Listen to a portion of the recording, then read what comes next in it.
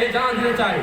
যারা আমাদের তীব্রতাকে সাম্প্রদায়িক বলে তাদের উদ্দেশ্যে বলতে চাই, তীব্রতা সাম্প্রদায়িক নয়, তীব্রতায় আজকে বাঙালি, মণিপুরে, মুসলিম, হিন্দুস্তানের সকল অংশের মানুষ আজকে আমাদের মেধাকে শক্তিশালী করছে এবং আমাদের মহানতা থাকতে শক্তিশালী করার চেষ্টা করছে।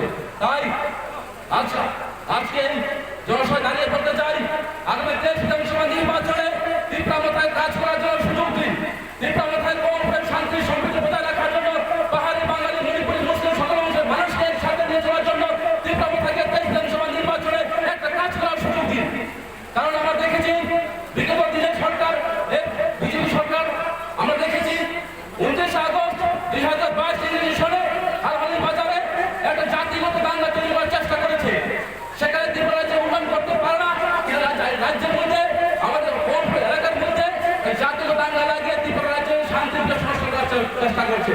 তাই আমি অনুরোধ রাখবো জনসভা থেকে আগামীতে শান্তি সম্প্রীতি বজায় রাখার জন্য কি পাহাড়ি, কি বাঙালি, কি মণিপুরি, কি মুসলিম, কি হিন্দুস্তানি